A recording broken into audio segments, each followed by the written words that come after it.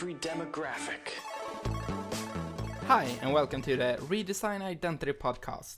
I'm Sebastian, and with me I have my co-host Anthony. Hello. Hello, Anthony. And my other co-host Carl. Hello. Hi, Carl. Hi. So, with this being our very first episode, I was thinking of getting right into it.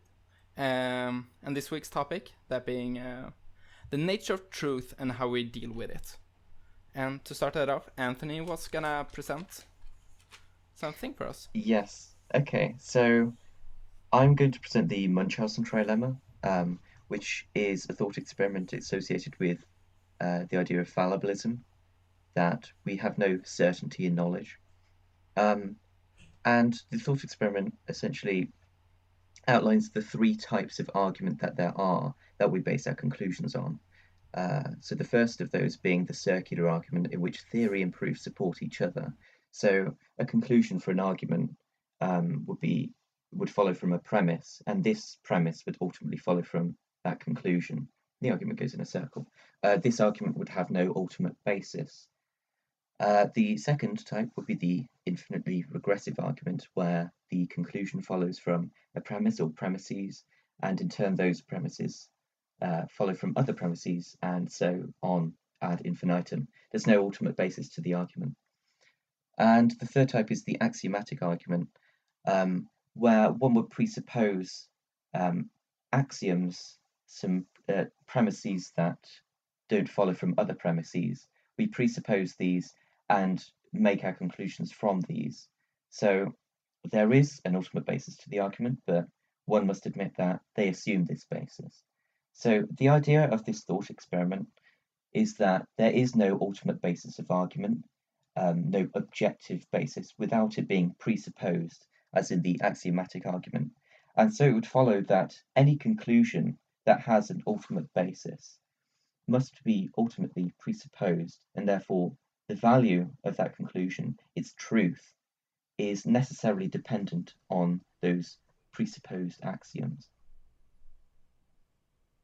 All right, so if we can break that down a little bit, it was a bit dense. What would a fair explanation of that, or shorter one, be that, or conclusion rather, sorry, that all knowledge is based on assumptions? Right. Right, so that is the point that's being made then. All right. And so it's sort of like deductive reasoning then? Like you have a set of premises, and then if those premises are true, then it's valid, right? It's valid to call something true if the premises...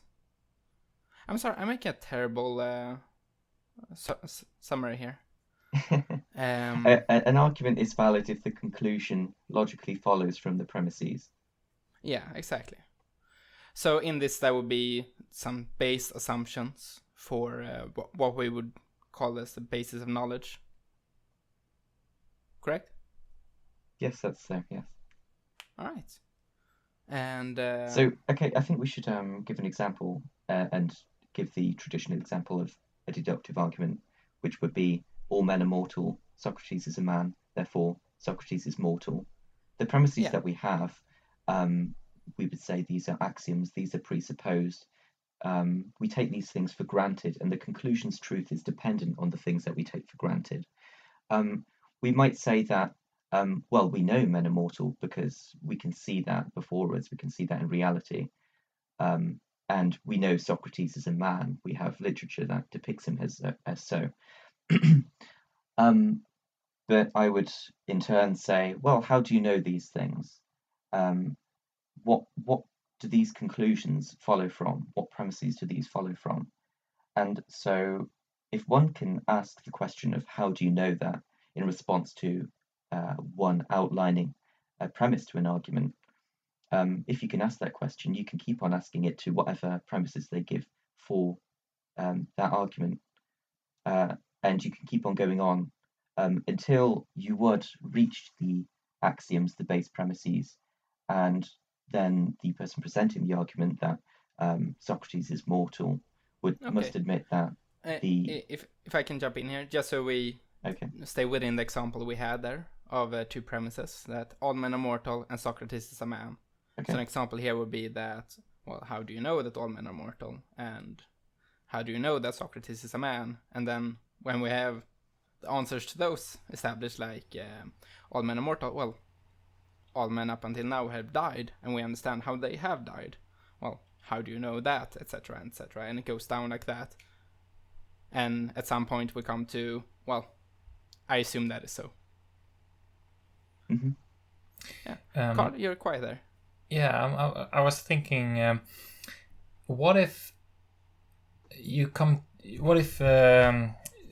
your argument is based on logic, such as when you answer the question, how do you know this, and you tell because it's because of the nature of logic, and that's why I believe it.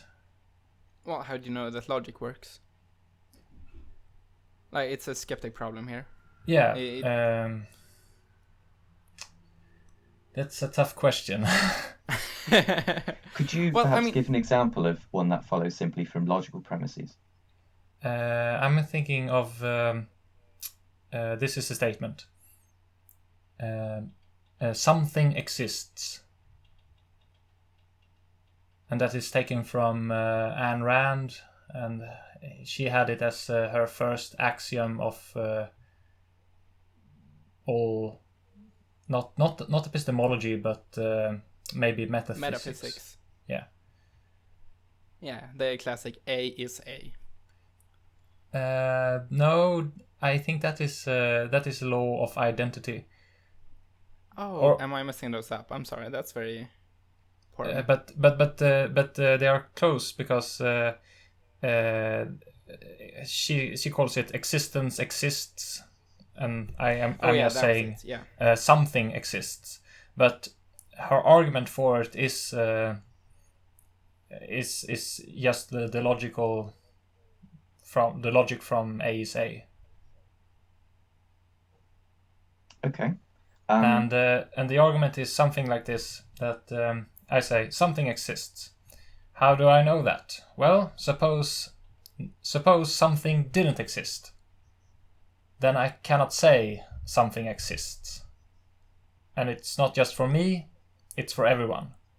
So if anybody tries to say something doesn't exist, they are immediately contradicted by themselves.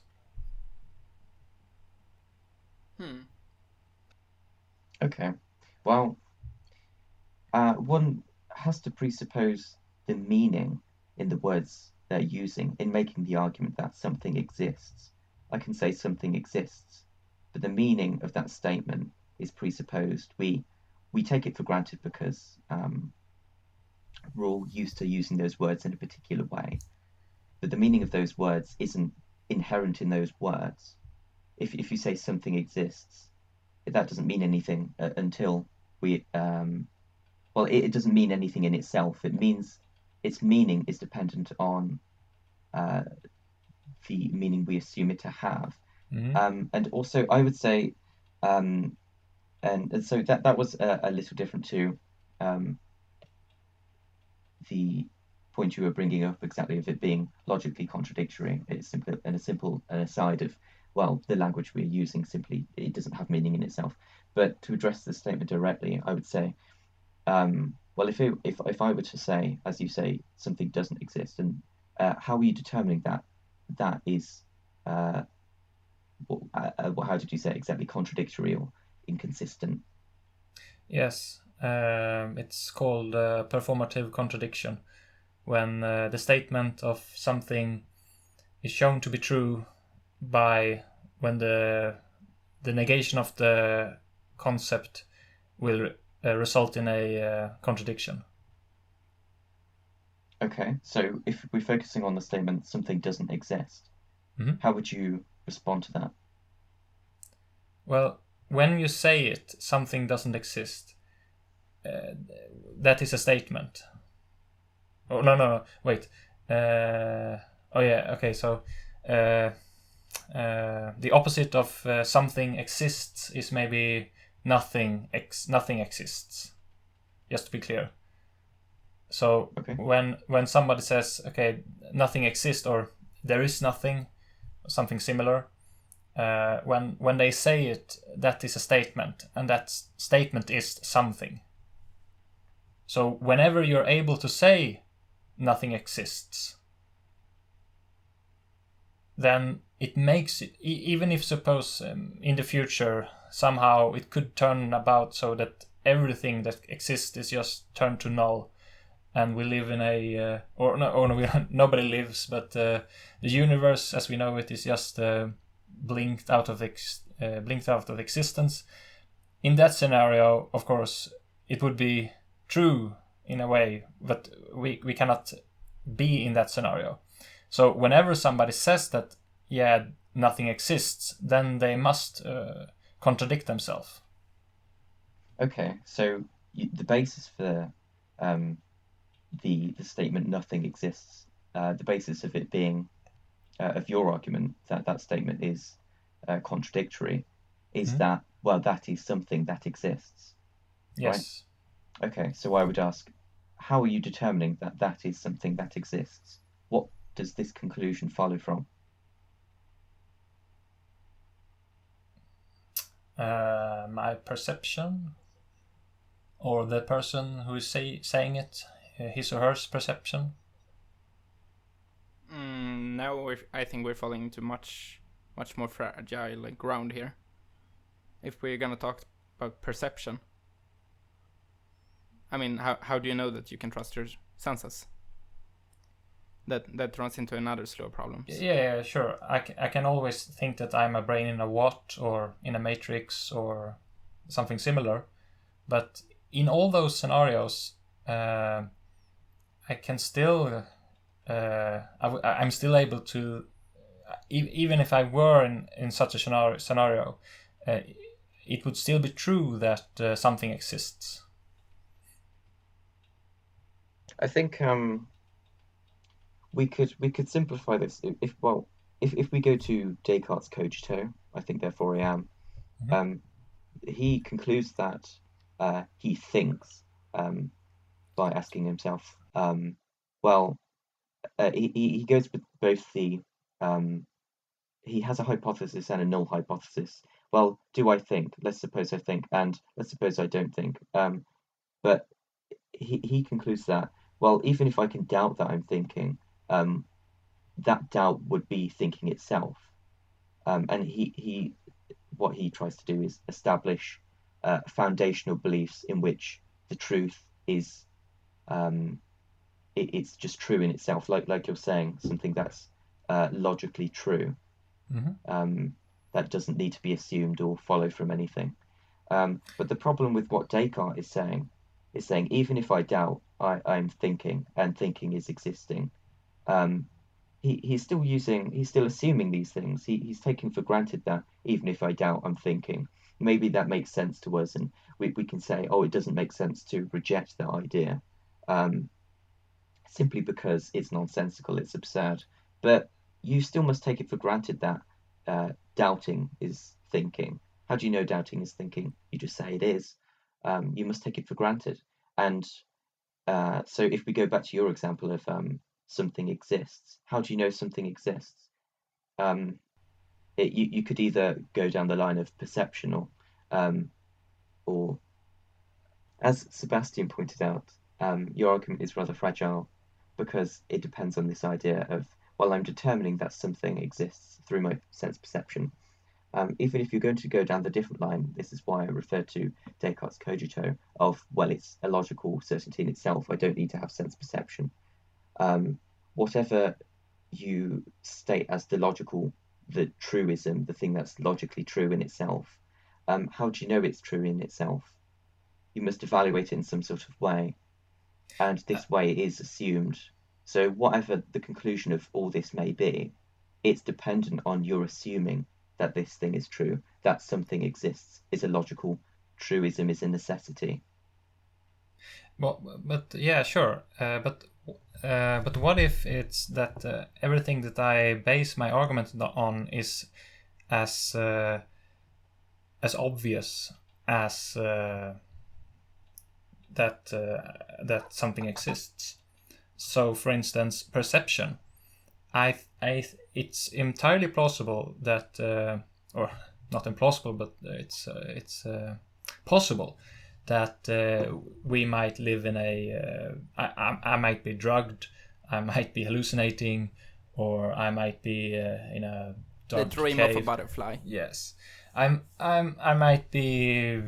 I might not even exist, but my perception is so obvious. I don't see how I can doubt this. Can Okay, you so- say that? Can you? I mean, this is so. This I'm trying to look at the world in a similar way as trying to make up an entire episteme or an epistemology of trying to make sense of the world. And when I do it, I try to incorporate as few assumptions as possible. And if I just make this assumption, I can perceive something. Right. So I would agree with that being a and- good strategy. And all the normal arguments that are used against perception-based epistemologies in philosophy, from what I understand, they are, but suppose that you are hallucinating, or suppose that you are away in a matrix or something. Even in all those cases, they cannot still make it untrue that I am perceiving something, Why can't they? because they do not address that issue. They what they are doing is they are saying, well, maybe you're not so sure. Maybe you can't be so sure about how the world works, what the laws of the universe are, because the trickster god or the demon is just trying to fool you into thinking that speed and weight have something to do with force. Maybe energy isn't connected with mass at all. It's just his trickery. But Right. Can I jump in here? yeah, sure. Now you're arguing more for why this assumption would be reasonable to make, but not against it being an assumption, right? I'm saying that if it is why is it that this I would say maybe assumption, it's I'm not sure if I would call it an assumption. I would call it experience, which of course this experience is based upon other assumptions, but so I cannot see how this cannot be true. So if it is an assumption, it's a true one. But Okay, well, but that you say you have this. that's not what you Sorry, mean by go ahead. assumption. So yeah.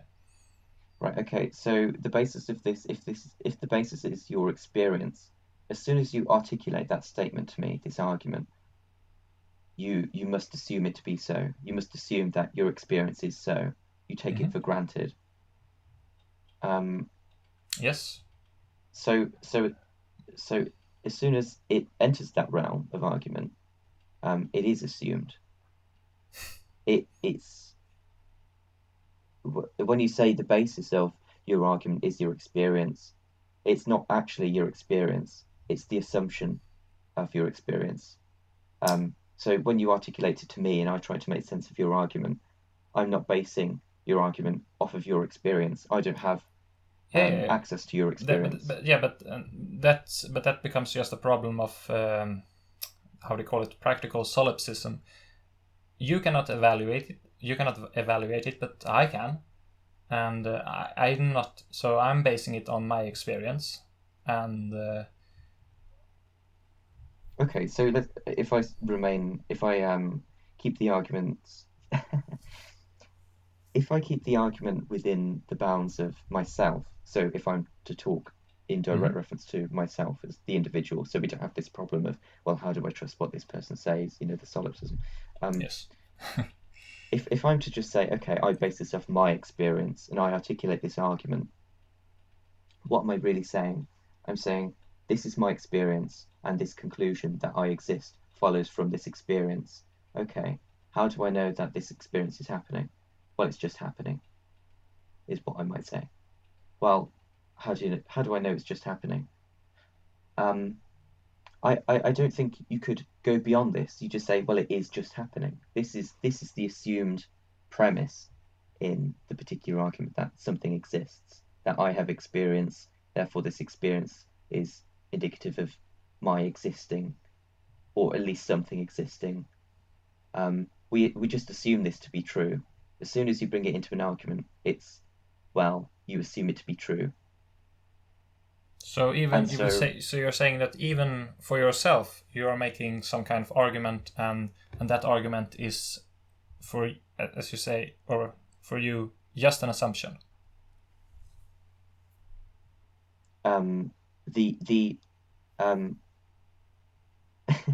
Sorry, could you clarify that? I was trying to restate your argument, and as I understand it, you're saying that even from your own perspective, you are making an argument to yourself, or you're philosophizing, you're thinking, and when you're thinking, you're making, and you're going away from the raw experience and just stating that experience as some fact. And when you state that as a fact, you're making it as an assumption. Right. So when I state it, it becomes an assumption. In an argument, I say, let's say, well, I exist in some form or another simply because I have experience. When I say this, and you ask, well, how do you know that? I say, well, I just take it for granted. It just happens. I just experience. I can't argue for it. It just is. And if this is what I'm saying, that it just is, then I'm just assuming that it just is. I'm not arguing for it. It's not a conclusion that follows from premises. So I take this for granted. And then whatever conclusions that I deduce from that assumed premise, the truth of those conclusions are dependent on the assumed premise. So any truth, any conclusions, their truth, the truth of a conclusion is dependent on the assumptions I make, whether it be that I assume that I experience, and then I can deduce from that something exists. That conclusion that something exists, the truth of that statement lies necessarily is dependent on that assumption that, well, I just experience. Well, okay, I'm not all sure that something exists is dependent upon perception. But it could. Let me clarify that. I could come to that conclusion following from other premises, but in the case of this argument, then the truth of that conclusion being part of that argument is dependent on the assumption. Yes, but what I don't see is why this is a problem. So when you say that, yes, it's an assumption that I experience the world. So it's you don't say that it's false, or that I have reason to doubt it. Yeah, I mean, for the sake of argument here, also, I think we need to separate between, how we actually act, what is useful, and what is... We're not talking about anyone trying to not walking because there is nothing, I think. Right, okay. Well, I think that was useful to point out, simply because of the talk about perception. Yes. As I was saying earlier, I see the argument you're making, Anthony, that, you're making an assumption, but for me, what does it mean to say an assumption? Because if you had just substituted an assumption with you have stated a fact, which means that you're saying something which is true, and the other thing is you're saying something that might not be true. But how do you how do you know that this might not be true. Right. Okay. So, as I mentioned earlier, the meaning of the words we're using, I could say, okay, this is an assumption, this is a fact, this is anything. The meaning of the words we're using, we take this for granted. The meaning of the word isn't inherent in the word itself. It's something the meaning of the word is something we agree upon. Not necessarily explicitly. We might agree upon it simply because we're used to using these words in societal transactions, in talking to people, and we're so used to using words for a particular meaning to convey a particular idea that we just take for granted that that meaning is conveyed by the word. So I could say that what you're saying is assumed that I experience, that you take it for granted. I could say it's anything. Ultimately, any characterization of what you're saying that I put forward is also bound by the limitations of this argument that ultimately all conclusions which have a basis must have an assumed basis.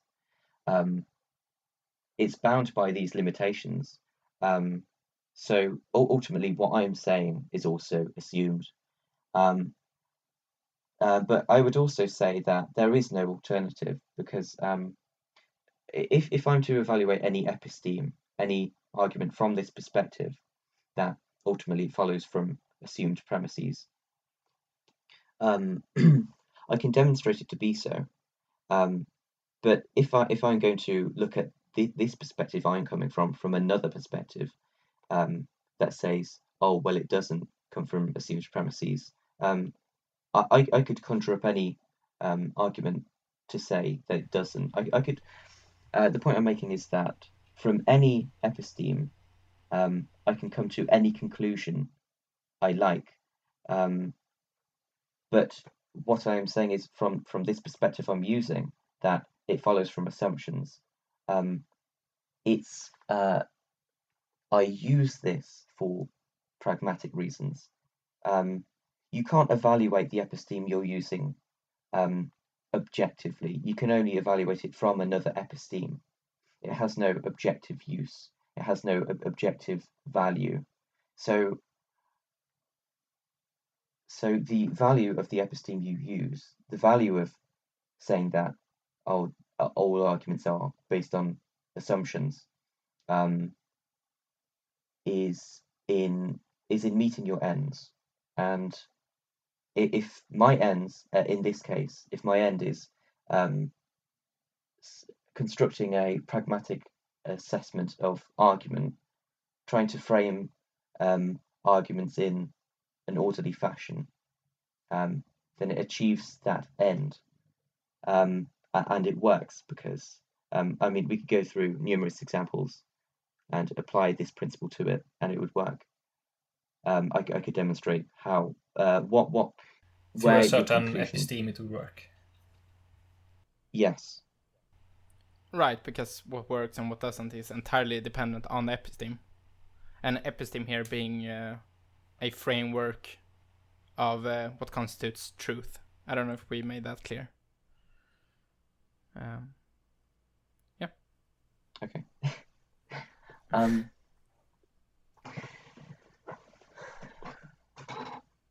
Yeah, I think we need to refocus this a bit. Yeah, I can add some more here. Just because we're saying that something is an assumption doesn't mean that it's incorrect. It just means that we can't say that we 100% know this thing. Okay, but it is based on an assumption. That's what we know. And okay. if we were, for example, to accept this model, for sake of argument at least, if all knowledge is based on assumptions, what do we do then?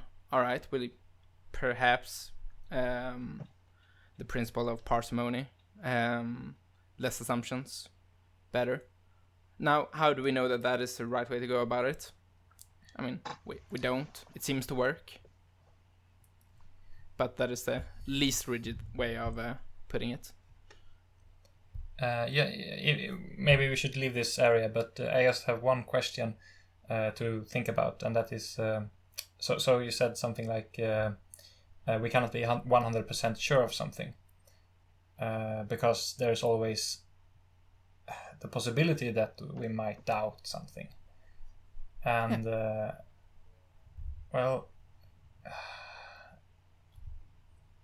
so just the thing that you are perceiving something, and what model of the world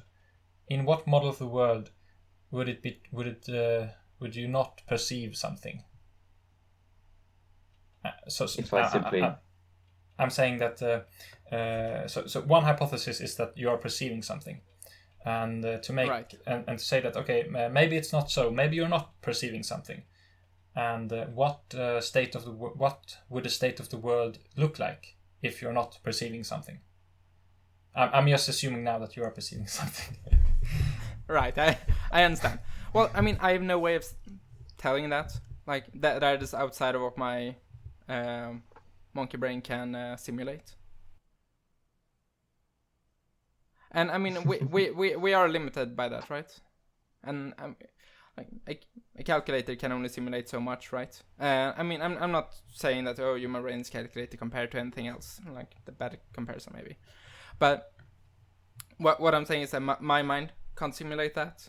But that doesn't mean that. I mean, that's not an argument against it, right? But I can simulate something like a chicken on my computer. Okay. And it can't do anything a human could do, but it can clearly do what the chicken would do. Yeah, sure.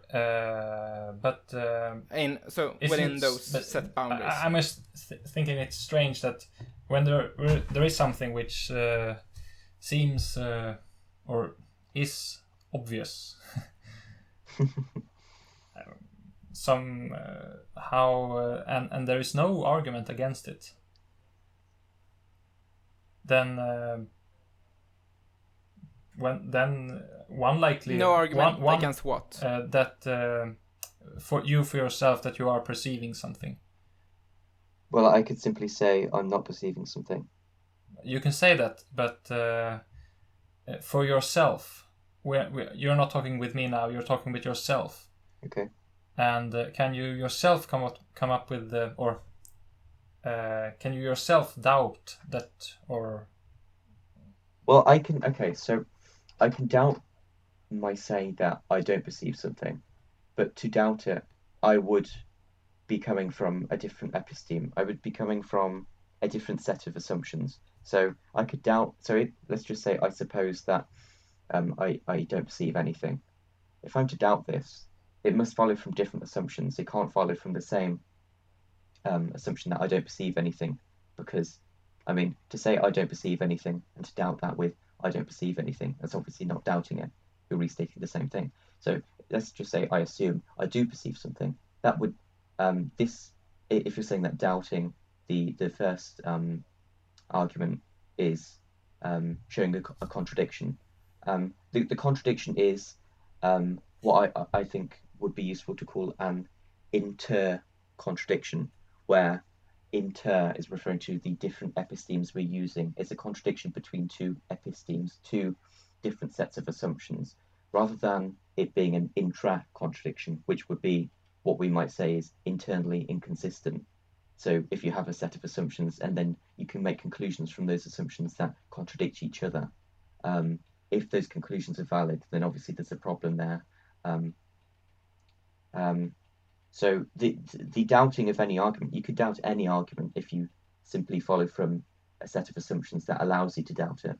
So if I'm to doubt your argument that, I've got to stick to myself, haven't I? Because we could, this idea of solipsism, it restricts us to talking about ourselves personally. So if I'm to assume that I exist, or I perceive, let's go with that.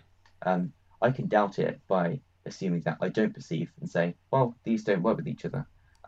Sure, they don't work with each other, but I can come up with the opposite statement to any statement.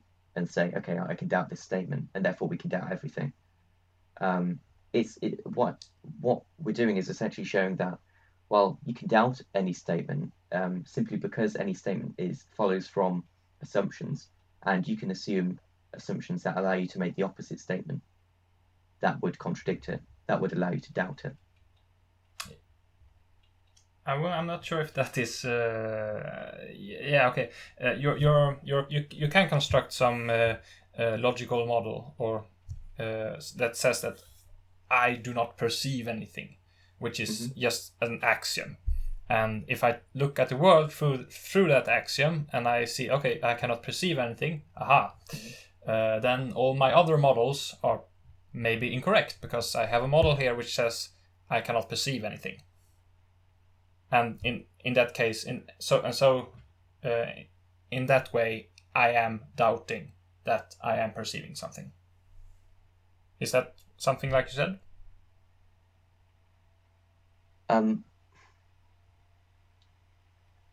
Well, you can apply the idea that you're doubting existing to your life, or you can apply to what you say is your experience, and say, well, it doesn't work in line with these other things that I assume.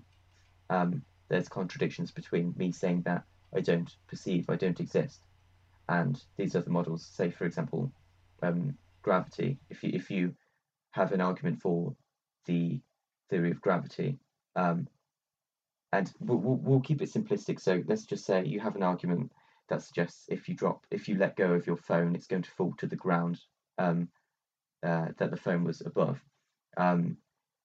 Yeah, if I don't perceive, if I don't experience, how it doesn't really work with that, because this other one assumes that there are entities that do fall, that can fall, and that doesn't work with the assumption that I don't perceive, I don't exist, because you can't establish that those entities exist.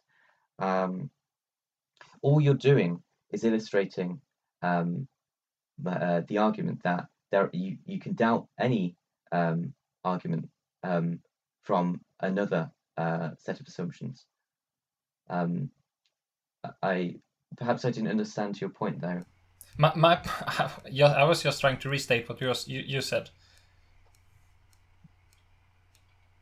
When I mentioned all the models that from one model, you did bring I'm saying one model is I cannot perceive anything, and that's one model, and my other model is I can perceive something. Okay, well, you also did make the point that it might not work with the other things you've established or your other arguments. So I was responding to that, but yes, I mean, towards the end, I did frame it in such a way that does this respond to your criticism? But yeah, I mean, does that clarify the position? I think I understand your position, but I cannot see still that. You're also making this argument that you're evaluating all statements, not from any. You're evaluating a statement from all the other statements, not from a singular point of view, but from many point of views. And in that meta perspective, there cannot be such a thing as truth. Right. It is valid to call something true within that framework. So with that given, yes, it is true. With that given, yes, that is true. With that given, no, that is not true. There's no meta truth. There's only the individual valid truths within the individual frameworks for what truth is. Okay, and then I'm saying that these other models or these other epistemes, these other epistemologies that you can perceive the world from, when they say this is not true, that it's not true that I am perceiving something, that's false. My problem with it is that why should I care about those other epistemologies, which clearly say something that is from a logical perspective, or from my perspective is false. So I can doubt from these perspectives, but why? I'm not actually, when I look at from these perspectives, I'm not actually doubting something. I'm not doubting that I perceive, but I'm considering the possibility. But I don't feel any doubt at all. Right, you're not genuinely doubting it. You're doing a what if. Yeah. Right, but Is that a fair way of stating it? Yes.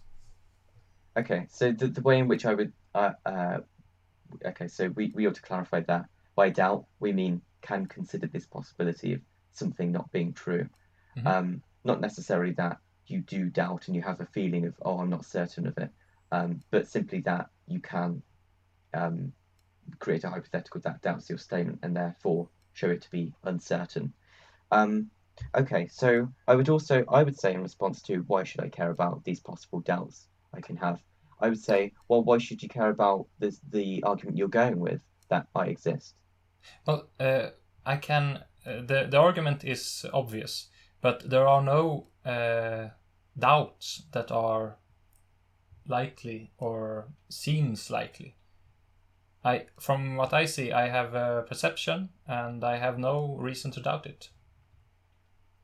Well, I've provided you a reason, haven't I? No, you have. Okay, I'm sorry, I missed it. But from what your argument is, one is that okay, there's a problem with language, and then that I'm always making an assumption. But when I've tried to attack the one with an assumption, I have skipped talking about language because then we will go to another area, but we can go there as well. But if I'm Maybe just that's an episode unto itself. okay. Yeah. And I asked before, how would a word look like if I'm actually not perceiving something? Okay, so what you're doing here is you're bringing in another set of assumptions where you have the world as it is. You must assume it to be so. Ultimately, you must make assumptions to establish that the world as it is exists according to your perception. That is what you're saying yes. is right. But, so what you're saying. Yep. Okay. Sorry, would you like to clarify I'm sorry. something? No, sorry. Sure. Go on. Okay, so what you're saying is that, okay, in light of this, in light of these assumptions, what you're saying that I don't exist doesn't make sense. So you're reinforcing this idea that, okay, there are contradictions between different sets of assumptions, and that it seems to be that you're considering that there is a objective truth, or there is what, as you say, it's obvious that I exist. You're saying it's obvious, but when you say it's obvious, are you saying that it's a certainty? And if not so, and also this, I should clarify that it cannot be a certainty if it follows from assumed premises. I mean, it could be a certainty within those bounds, but it's not objectively true, is what I'm saying.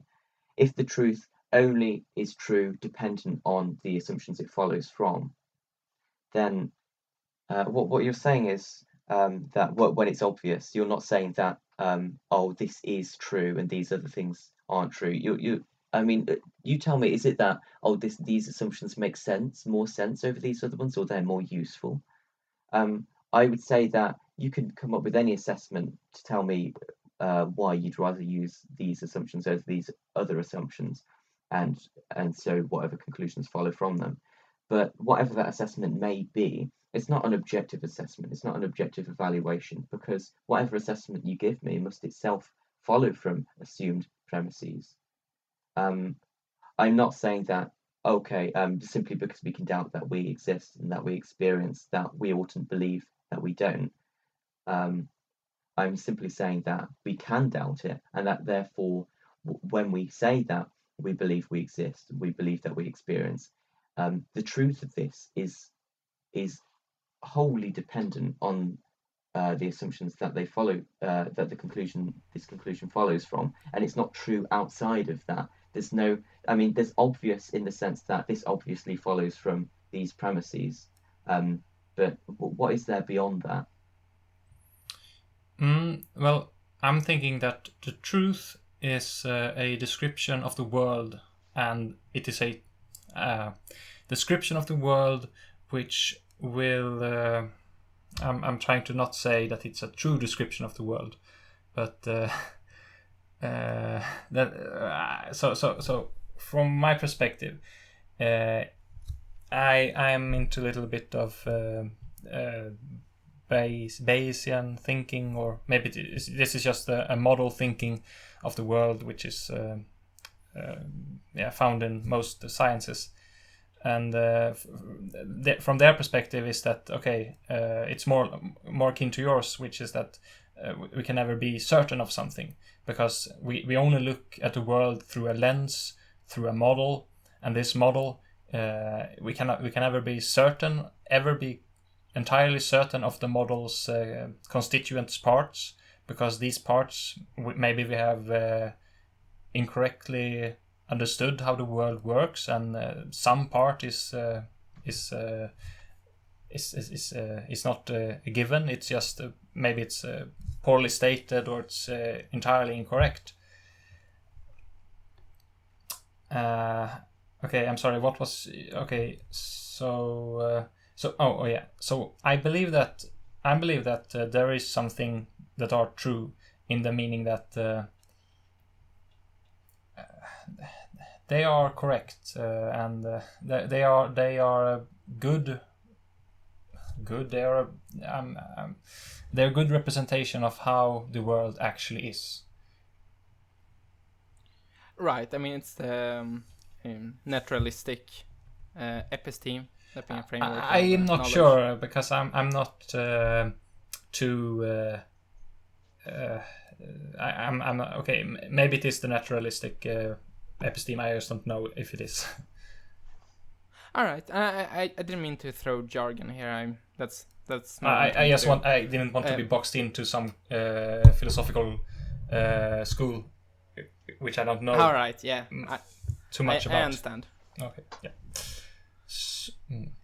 Well, if I may, would it be fair to say that you think it's an obvious position because it's the default position, like it's the the default episteme, if you would say, for any person really?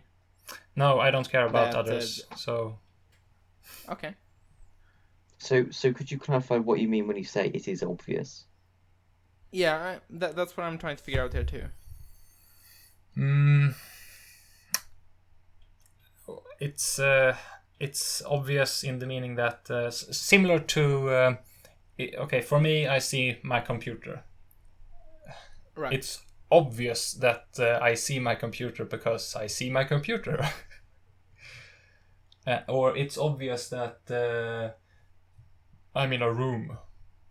Or it's obvious that there's air in this room. I can breathe. Okay. Right, because you're intuitively going on an episteme that presupposes perception.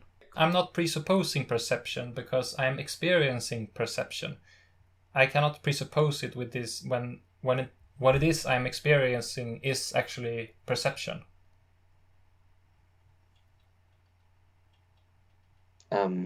Okay, but then again, I could just ask, how do you know that? How do I know that I'm perceiving something? Yeah. I am. There you go. So you just assume that you are. Yeah, but when you say that, there you go, and that's just an assumption. I mean that is not an argument. That is, I cannot understand why that is something you put any weight on. Right. Okay. So when you say, "Oh, I just am experiencing," if you're going to form this as an argument, what is that? Yeah. Is that a conclusion? But that problem. If this is an argument or not, then I can just say, okay, I'm doing it for myself. Okay, so when I look at you, you're just saying words and things. You're not providing an argument. That's the problem with solipsism, and we can deal with that, or we can skip the problem with solipsism, or just going from, okay, I'm just making my own worldview. I'm making my own view of the world, and so are you. So what you say? You're saying that people just go with what works for them, right? No, Sorry, I'm so not saying that. no. So what was it? You said something like Could you restate that last part that you were just saying? It you said something similar to that. I'm not characterizing it justly. The thing about solipsism, About or in opposition to your saying that, well, I can frame it as assumptions. You said, well, you can call it assumptions, but it doesn't mean anything. it doesn't mean anything. It doesn't add, or it doesn't. It's not an argument that it's incorrect. It's an assumption. Yeah, it's not an argument that it's incorrect. It's an argument that shows it follows from things you must assume. And so any statement you make, sorry, any argument that you make, it follows from assumptions. And the point is not to show that this is objectively incorrect, therefore. It's to show that this is the nature of argument. This is the nature of the conclusion you're making, or the things, the premises that you have, is that they're ultimately assumed. But the point of the statement wasn't it to wasn't the point of the statement to make it uncertain that I'm perceiving something? Well, I mean personally, I haven't used this idea of I don't like to use this idea of uncertain. I mean uncertain in the way that we've occasionally been used in the way that we've occasionally used it this episode. We really ought to clarify what that means. And we have stated exactly the idea that we refer to by uncertain here. But we ought to clarify that. What I mean by uncertain is that I know that there is a possibility that I might be wrong, or there's a possibility then that I might be wrong, and the possibility is in itself something that is possible. Yeah. I don't think we should really say uncertain. I mean, it is uncertain in the sense that, well, if you don't assume these things, then the conclusion isn't true. Or I mean, you can't. You're not showing it to be true. It's uncertain. It's uncertain in that sense. But I think it's more useful to simply look at it as it's only certain or it's only true, following from the things that you assume. Not to say that beyond that, it's the conclusion that you reach is not true, and therefore the conclusion that you do reach is uncertain, because you can, Could you restate that, Anthony? I'm starting to feel a bit lost in what you mean here. Yeah. Yeah, I'm just gonna take some water. So you were telling us how we ought to change how we use the word uncertain here, and then. Yeah, we ought to clarify what. We ought to change the way we're using uncertain here, because we're saying uncertain and conveying this idea that beyond these assumptions, the conclusion is not true, and that definition of uncertainty isn't it. It's not. I think it abuses the conventional connotations of uncertain. It sort of, and this is what we sort of alluded to with doubting earlier. Like, do we mean doubt in the sense that, I don't feel comfortable with the arguments I'm saying because I think they might not be right, or do I simply mean that I can say that they're not right I can say that they're not right if I assume different things, but not necessarily feel that uncomfortable in the things that I am assuming. And I suppose that we're having the same problem with uncertainty as well, that we don't mean uncertainty in the sense that, I'm not certain of what I'm saying because it might not be true, or it's probably not true. We're simply saying that certainty is within the bounds of the things you assume, that something we often say that the conclusion is uncertain. We should say that the conclusion is true but dependent on what it follows from, and that is not true outside of this. If this is what we are conveying, that idea of truth being dependent on the assumptions we make, if this is the idea we're clarifying by uncertainty, then We ought to clarify that when we're using it, because uncertainty, in this sense, it's a rather unconventional definition. Does that clarify exactly what the purpose of this outlining of how we look at arguments is for? Not to show that, oh, you're uncertain of it and therefore you shouldn't go with the conclusions, you shouldn't use them. It's simply to show that the conclusions you are making are only true dependent on the things you assume and not outside of that. Yes, and but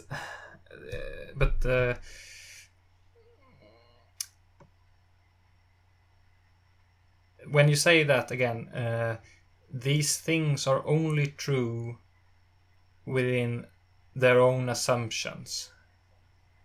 That includes then the meta assumption that knowledge is possible, that you might have a accurate description of the world. Does it? Why? Because that is the meaning of when you say that it's only true within this assumption. That connotates, at least for me, the meaning that if actually this might not hold, this is not objectively true. Meaning, for me, another way to just say correct. Okay, I'd like to jump in here then. I don't think it presupposes some meta truth at all. No. I think it follows deductive reasoning logic, right? If we exchange the word true for valid here, that within this episteme... What I meant that when you say this is rejected, or no, this is only true within its own perimeters. What I mean by this is not just I'm perceiving something, but also there is a possibility to learn correct knowledge, or there is a possibility of true knowledge in this world. What do you mean that there's a possibility of true knowledge in this world? When I said earlier that truth is something like a description of the world, that is correct? Okay. This is... I didn't address that at the time, but I had a problem with your characterization of what truth is exactly there. Mm-hmm. In the sense that we've been using truth, we've been using it in the sense that, or I should talk personally. When I've been referring to truth, truth is really we're using it. We could just say that this conclusion logically follows from the assumptions. It logically follows from its premises, and then ultimately the premises or whatever they follow from are assumed. What we're saying is that the truth is we could just say it's logically valid. I'm using truth really so simply because we still use the word truth. We could just simply say that this conclusion is valid in light of what it follows from. But the idea that it should correspond to the world, we can talk about abstract concepts like mathematics, and mathematics aren't inherent in the world. We can apply mathematical descriptions to what we observe in the world, let's say. But we can also talk about numbers in the abstract sense, that 2 + 2 is 4, for example. This isn't something like, oh, we observe that 2 + 2 in the world is equal to 4, and this is an accurate description of what we perceive, and therefore it's true. It's true that 2 + 2 is 4, not in this sense of it being something we can see in the world. Okay, maybe I can rephrase it as including also abstract notions, but I think that I think you ought to. Okay, but my main point is still the same, that I'm not using the word true as meaning true within certain parameters. I mean true as in the correct parameters. Okay, but you're supposing that there are correct parameters, and if we can demonstrate that ultimately this idea of truth that we can show it. Let's just go with the idea that truth, the way you're using it, is this statement corresponds accurately to reality, right? Do you think that's a fair way to use it? Wait, If we is this a fair characterization of how you were using truth? that it's that what this correct description of reality. Yeah. More or less, given Okay. abstract notions also. Okay. Okay, so this supposes that there is a way to determine the correct description, right? Mm-hmm. And then you're comparing it with the correct description and determining whether or not it's the same, right? Yeah. Right. So how do you determine what the correct description is?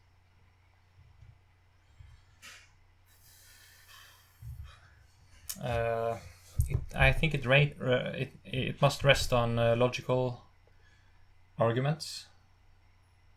Right. And would you not agree that those logical arguments must ultimately be based on assumptions?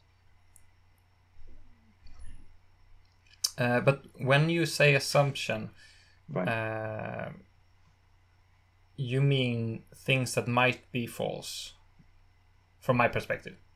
When I say false, and from your perspective, it is they are from another perspective incorrect.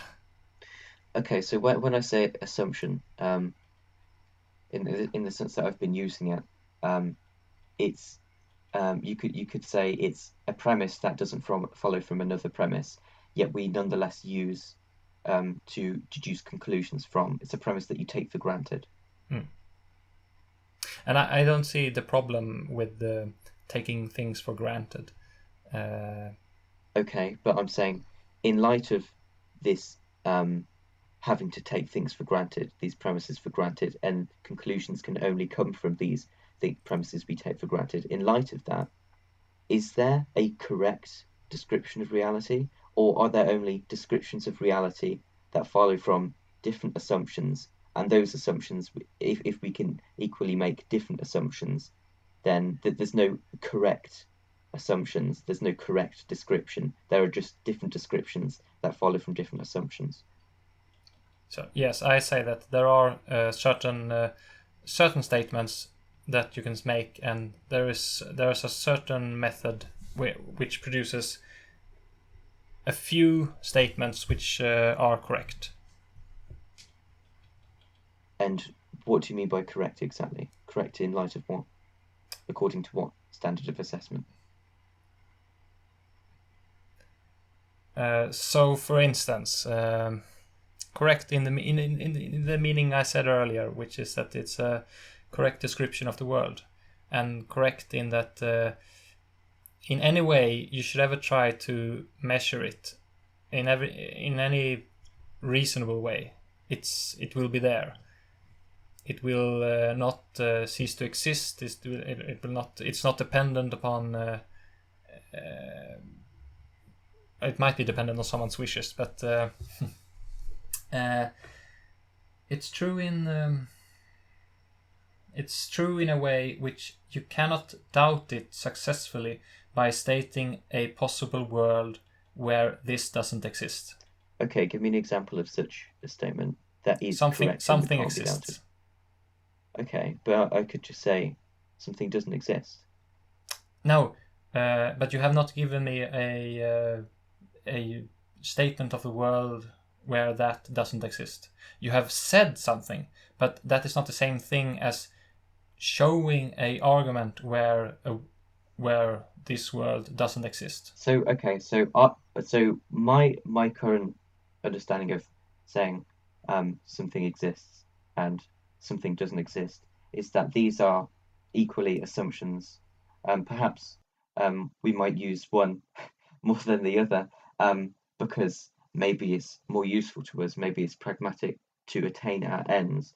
But is that all you mean, that this assumption it works more for me in No, it's not that it works more for me. So what is this idea that you're saying this is it's true, and now I'm saying that it's true in light of what though? In light of I mean, do you not understand when I say it's true, it's a correct description of the world? Okay, but what is the correct description of the world? Something exists is one part of that description. Okay, so when you say this is an accurate description or a correct description of the world, and you're saying, okay, let's establish whether something exists is a correct description of the world, you have to compare it to the correct description of the world, right? And then say, well, is it the same description?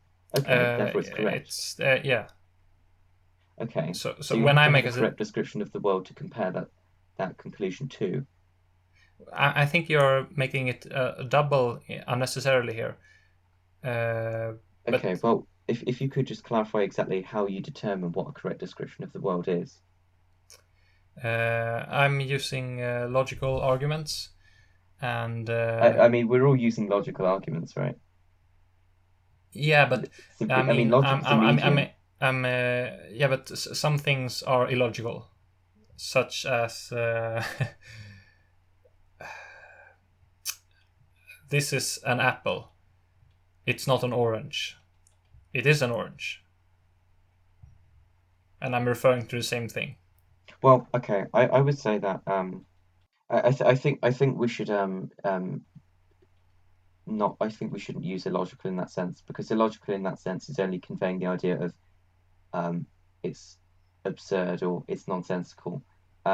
Invalid.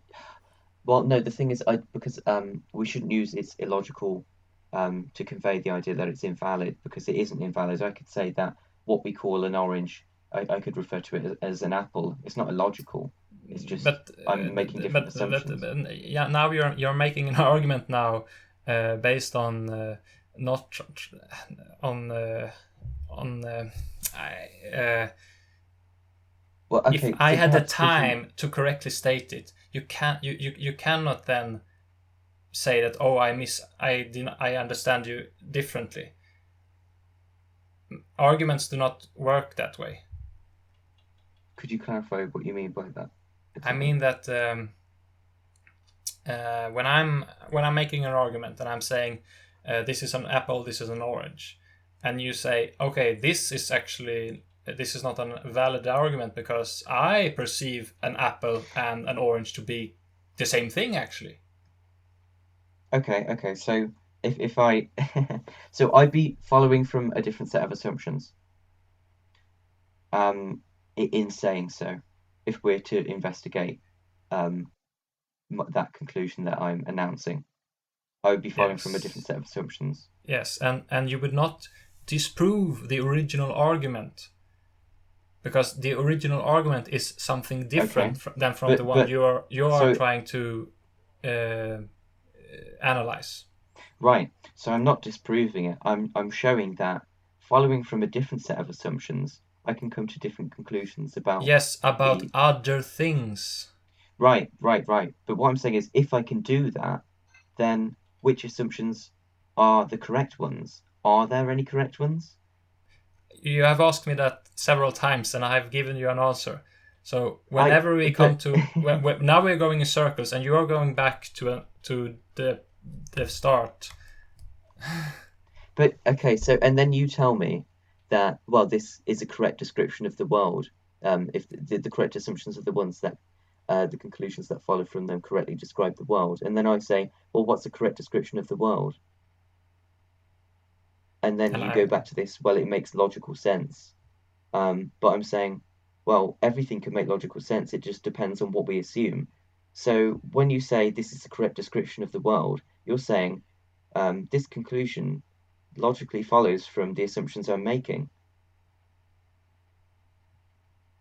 And I can equally say, okay, this different description of the world is also a correct description in the world, in the sense that it also follows from the assumptions I'm making. We're just making different assumptions. If we're saying that... And there's a difference between assumptions. Because some things are not assumptions. They are obviously true.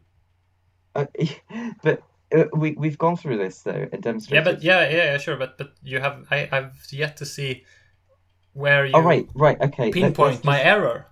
Right, let's clearly go into it. I thought we've established this. Let's clearly establish this now. So give me an... Okay, let's just clarify. Give me an example of something that's obviously true. I perceive something. Okay, how is that obviously true? That I have established, but it's How do you obviously establish true that then? because we have talked about this. I am definitely Well, sure. let's just establish it again now because I thought we had came to the same conclusion. I cannot see why you could. If we have not reached the same. Okay, if we have not reached the same Let's just conclusion. do it now. Yeah, but okay. Okay, if I may, can I? Sure. So, Carl, you're saying that it is obviously true because you have the direct experience of experiencing or of perceiving Yes. something. So therefore, it is obviously true that there is something to perceive and that you are doing. Yes.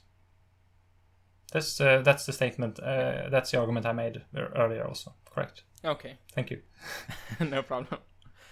I mean, again, I don't see how this is different from. This is the start position. This is I have this constant input, and I am programmed to experiencing or of perceiving it as such or perceiving it at all. Therefore, it is obviously true.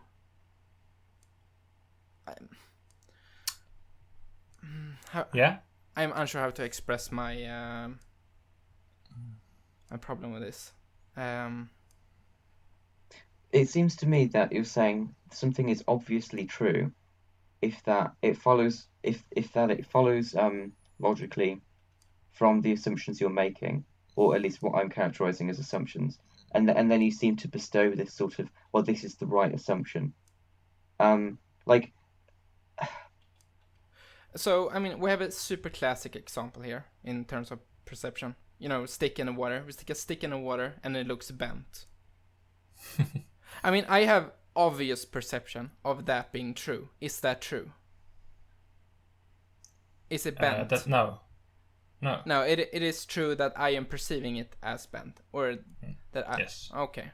You can imagine a world where the stick is not bent. Right. But I cannot imagine a world where I'm not perceiving something right now. I can imagine it in a few hours. I will not perceive something, but right now I cannot. And that's one of the differences between. You can't perceive it in light of the assumptions you're making, is what I would say. But all the other assumptions you would try to make where I am not perceiving something Right. So are when I say illogical or ridiculous. Okay. So when I say, for example, I'm not perceiving something, if you were to take this, and make it personal to yourself, what doesn't make sense to you? It's just a statement. It's the same thing as there's a cat on the floor. There is no cat on the floor. Okay, so what's the difference between that? What's the difference between that and something exists then? Something exists. It's a true statement. Right. So how are you determining it's true? You have asked me that, so. But you go to this. Oh, it's true because it's a true description of reality. And how is it a true description of the world? How is it a true description of the world? Well, if it makes logical sense, or if it's obvious, you just keep going. It's obvious, or it's a true description. And I'm asking you, how are you determining this? And you just say, well, it just is.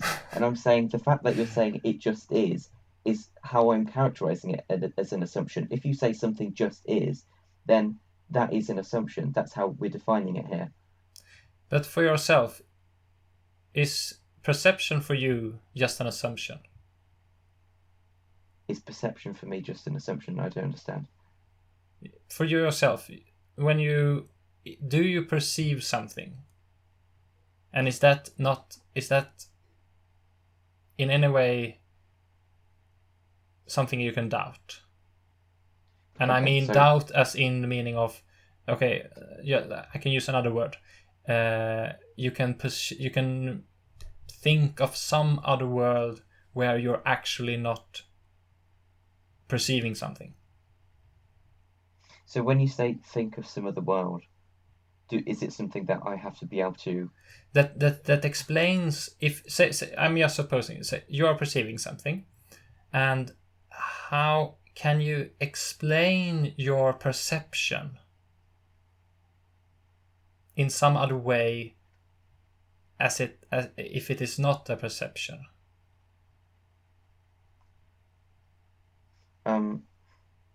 Well, first of all, okay. I think I see. So, if I'm to assume that I perceive, then whatever other assumptions I make, if I'm still making this assumption, I can't deny it without contradicting myself. What I'm saying is, without establishing that I perceive, I can say I don't perceive. I'm saying that I can say either of these, but for me to determine which one of them is true, if either of them is true at all, I must have a standard of evaluation, and a standard of evaluation is where I'm comparing the okay. So the standard of evaluation is a new set of assumptions where I'm saying, okay, does it correspond to this? Okay, so you're thinking that, okay, this is it's always an assumption. It's always an assumption that whatever thing you say, it's always an assumption, and that goes even things like okay, and I made an argument that when you're trying to explain something, you assume, of course, that you are perceiving something, and you feel that, or you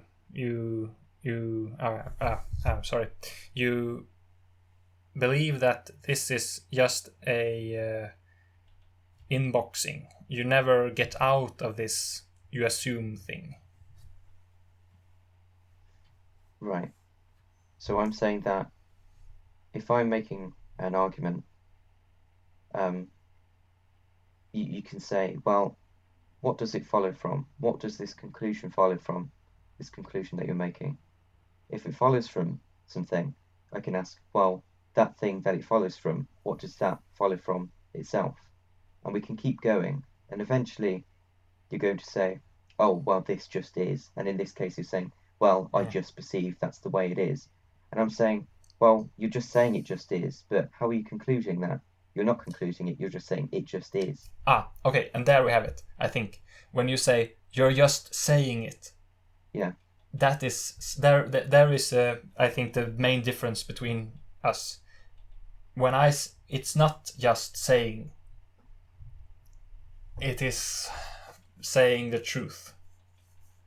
and you cannot accept that because but how do you know of some the reasons. Truth? What is the truth? Yeah, but fuck, we don't go back there. Now we're sticking with this point, and that is the point that when you're saying, when you get to an axiom, and I say, okay, but here's an axiom, and then you say, this axiom is this, and you say, okay, but it's just a statement. I can say the opposite. And if I can say the opposite, then this can be false. Is it? Right. So I'm saying that if I can make the opposite, I'm not saying that therefore you shouldn't go with your argument. You should accept the opposite, because then you could equally say, yeah, but you're saying that it might be false in. Well, no. I'm simply, what I'm doing by this characterization of argument is showing that if for any thesis you can state the antithesis, both of them logically following from the axioms, we're just showing that the truth of an argument is dependent on the axioms. From different axioms. From different axioms. From different axioms. Yes, okay. The truth of different arguments are dependent on, their respective axioms. And those axioms are assumed. That's what an axiom is. You take it for granted and you work from it. Okay, so if you would perhaps try to think from my box, from my perspective. Okay. And so I'm looking at the world and trying to understand what is true, what is not true, and then what is the difference between? I mean, you're saying when you're saying that okay, this is just a statement. This is okay. This axiom is just a statement. You're saying that from your own from one of your perspectives, but if you look at from the perspective of that there is a possibility that there might be objective knowledge or simply correct information, would you describe it as a true or false statement? Sorry, that last bit, could you clarify? When looking at the perspective of When you're looking at some statement like something exists, and you're looking at it through one of your lenses, and that lens is you're looking from the lens I have presented this hour. If you look at it from my lens, can you say that it's incorrect, or that there is a possibility that it is incorrect? Depending on the lens I use, I could say this is correct or this is incorrect, depending on the lens I use. Yes, I agree that with your lens, that is exactly what you're saying. Right. I'm saying now, if you look at it from my lens, can you say that there is a possibility that it is incorrect? Right. So you're saying, looking from. Okay, so you're saying looking from my lens, which assumes that something exists. Can you say that? No, not from my lens. It doesn't assume. It's given, or it's a. It is true because of. Okay. So right. So let's go with it then. So looking from your lens, which says something exists, can I say something doesn't exist, or rather, show that there is a doubt. One should doubt this. Well, as I said earlier, if you're from looking from the same set of assumptions, the thing you're stating from that set. Okay, so if you make a set of assumptions, you can come to many different conclusions that follow from those assumptions. You make one conclusion that, for example, something exists.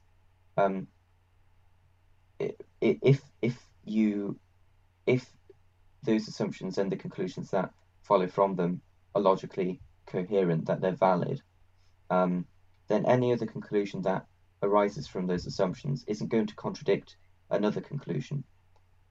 So following from what you're saying, that something exists, you can't also say that something doesn't exist. So yeah, with your lens, I couldn't doubt what you're saying. And do you have any reason to doubt that this lens is, or that this statement is false in this lens perspective? Within that lens, it's not false at all, no. Okay. And the only issue then we have is that from one of your other lenses, you perceive that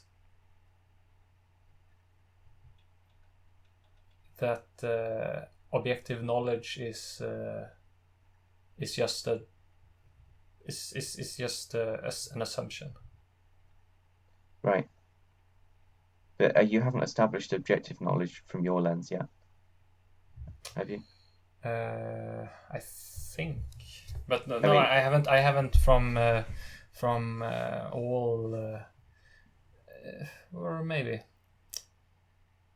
I'm just beginning from logical. If you beginning from logic, and then you say something exists, then by proof of what do you call it, example, then I have shown that there is certain knowledge.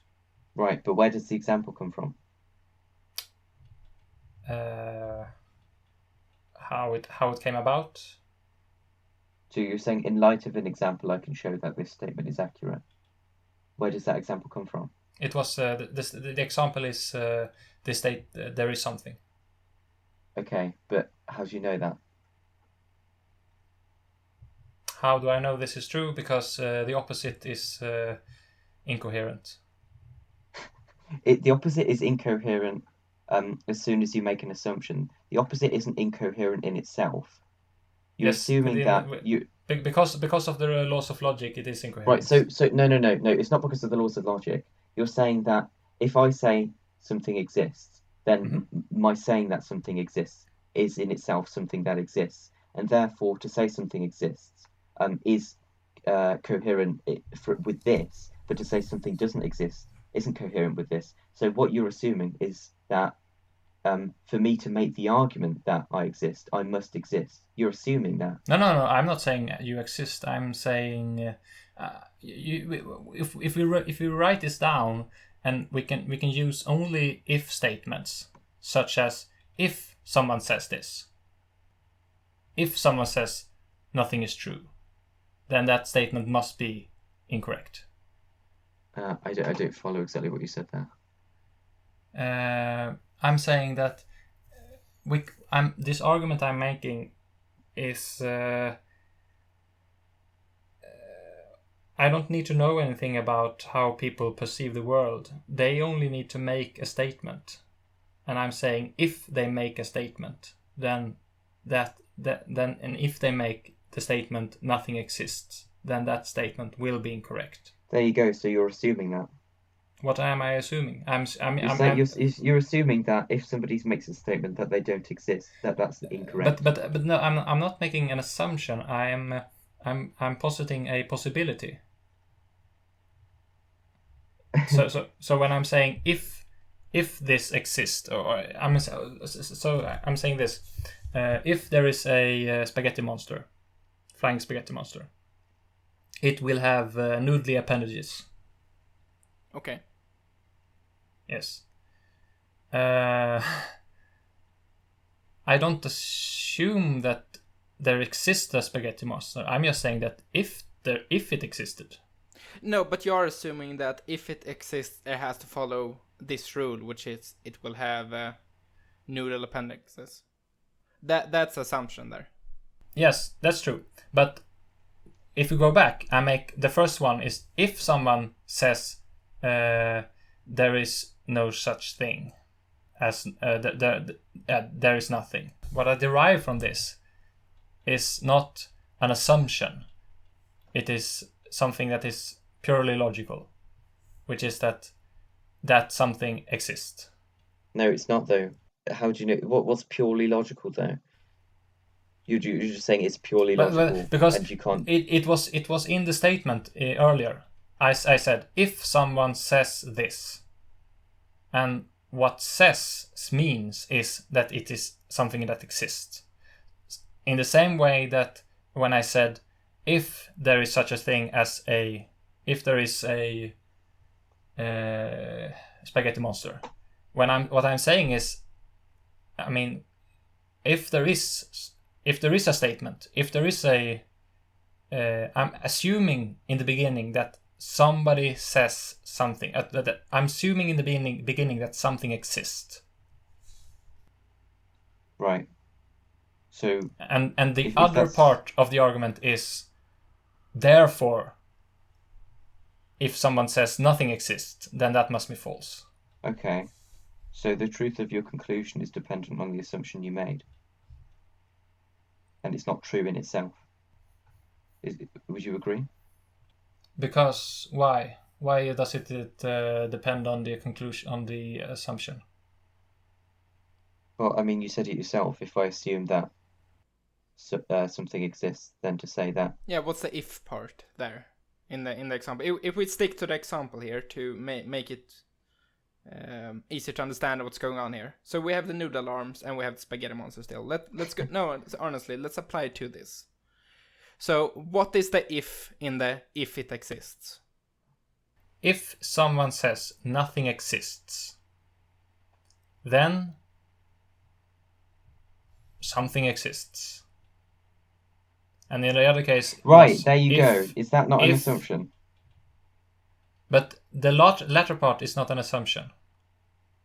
Okay. No, yeah, right. I agree with that. It comes from an assumption. It builds on an assumption. There is a fundamental assumption in it on which the rest of it is built. It rests on an assumption.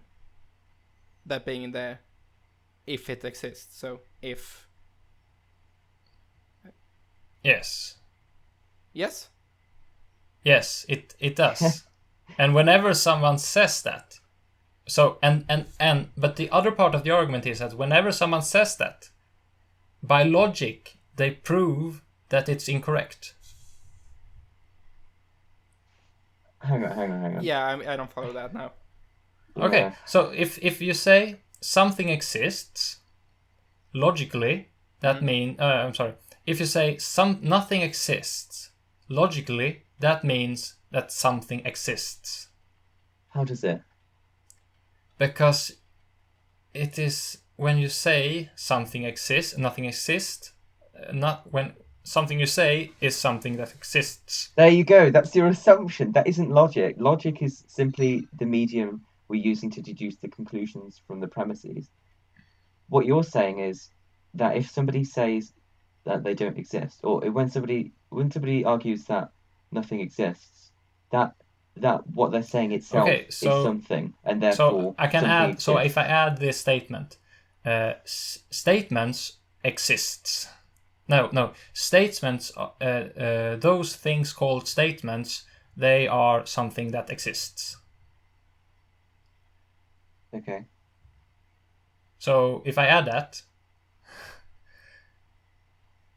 Okay. will the and I add and I say and then I think this is just a hidden assumption, but so if when we say a person again says that nothing exists, statements, something which people say, is something that exists. Therefore, that person, by saying the opposite, is... It's contradictory. Carl, when you're saying that the statement is something that exists, and therefore, because it's something that exists, you can't also say in the same breath that nothing exists, then sure, that what you're saying is true, but dependent on that assumption that you're saying statements are things that exist. And you have to make the assumption that that is so, that statements are something that exists. It's not true in itself. You must assume so. And you must assume so because if I say, well, how do you know that? You can say, well, it follows from this, or it just is. It's logically obvious. Saying it's logically obvious to me, it is just you're just saying it just is, and that's an assumption. So that's what your argument is dependent on. It's true dependent on that assumption in this case. So whenever you say, oh, something is just logically obvious or something is true, it corresponds to the world.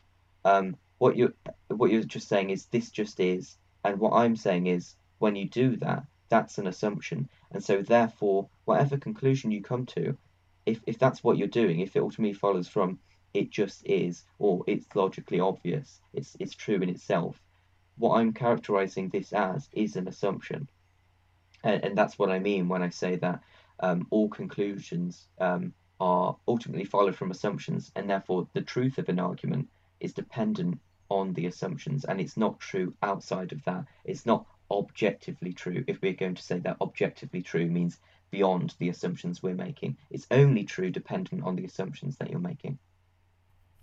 Okay, so if I take the opposite statement, that nothing exists, I don't see how it in itself, when you you may have to add other axioms, or rather, when you say it, and when someone says that, they are including certain axioms within it, and those axioms are included by the people who says it. If you say something and you don't include that statement, then the statement is more or less meaningless to say nothing exists, and to not mean nothing, and to mean something else, to mean a stapler. If you say that, then of course nothing can stop to exist, because a stapler can stop to exist. But when you say nothing exists and use the meaning nothing as in nothing at all, then you run into the trouble of there actually must be something. And this is maybe it is that it's always necessary to make an assumption of what is true or what is not true. But even so, the point that some assumptions are as epistemical, as true as other assumptions, that is in itself just an assumption. And to say that there cannot be an objective knowledge is also just an assumption. So until there is some way to say that this world, to state a reason to know that this world does not exist, or that I do not perceive something, or that someone does not perceive something, then until that has happened, there is no credible reason to doubt it, and that is one of the credentials. No, what is it called? One of the measure sticks of when something is true or not. Okay. Are you done there, Carl? Yeah. All right, perfect. I'm very sorry I had to cut you both off. It's been interesting, but okay. I have to keep it within certain limits here, because this could easily drag on for a couple more hours. And I know both of you. I know it could. So, for the sake of the listeners and keeping it within the format, we do have a minor segment for next episode, so we can easily squeeze in extra bit of this. And this could be a recurring thing if it's not settled then either. However, we are moving into then the wrap up. So, this has been the excuse me. This has been a Redesign Identity podcast with me, Sebastian, and Anthony. Say hi, Anthony. Well, I think it's a bit odd to say hi at the end. I mean, you can say something. I don't know. And it has been Carl also. Carl, make a noise. This has been a very interesting conversation. Yeah, I think so too. We are on a bunch of platforms, and we will be posting every 2 weeks on schedule. So whatever day this was released, in exactly 2 weeks there will be another episode. All right, so I'm gonna wrap up the entire episode there. Is there anything you guys want to say? Well, I'd like to say goodbye. Yeah, actually. Goodbye is a good one. Okay. How about you, Carl? Goodbye. Bye. It's been fun. All right, bye. See ya.